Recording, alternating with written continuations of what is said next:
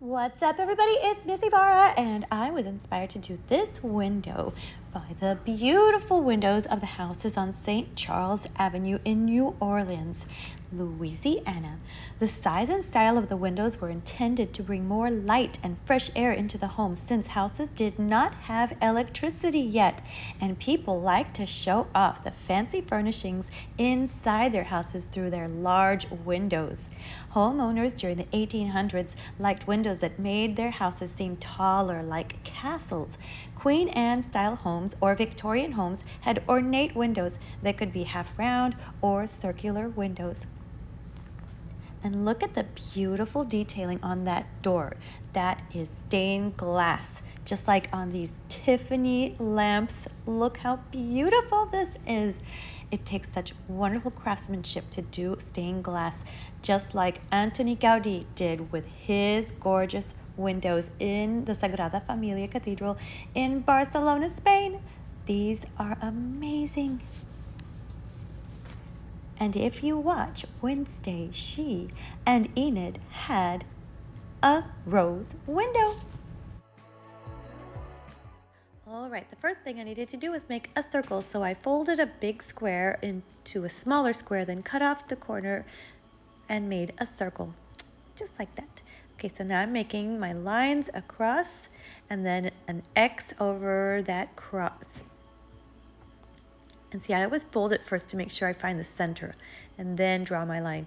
Okay, now I'm using a charger, which is like that thing you put under a plate in a fancy table, and making beautiful curves. These are perfect. Okay, now I'm going to put a dot in the middle of each one of those kind of semicircles so that I can make beautiful lines going from the center to the edge of the circle. Now I'm making a small circle. This is just the top of a candle and making a beautiful circle with my black Sharpie. I'm using the really thick black Sharpie. I'll put a link in the description for everything I use. And now we're just adding some more curves, still using the same little top of my candle. Now I can use my ruler to make some lines as well. Okay, so now I'm using, this is a sewing kit. So anything that helps you make circles or semicircles or curves, use it.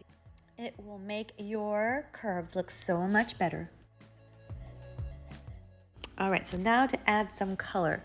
We have the color wheel. We're going to use complementary colors, and beginning with yellow, which is a beautiful warm color. I'm going to put some of that. I didn't do it exactly like Enid and Wednesday's window, but I did use the same colors because I thought they were beautiful.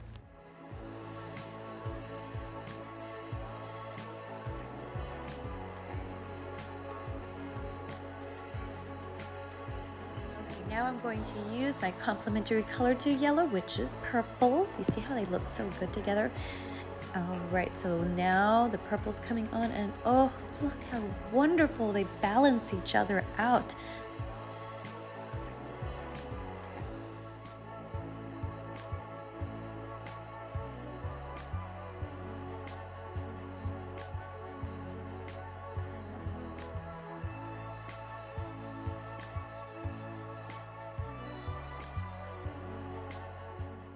Now I'm going to use a color next to purple, which would be analogous, and that would be blue, because blue and purple are next to each other on the color wheel.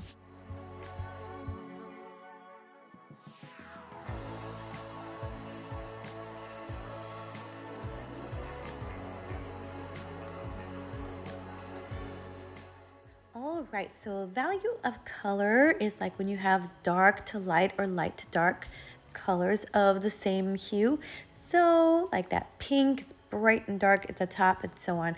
And the blue is dark and then gets lighter.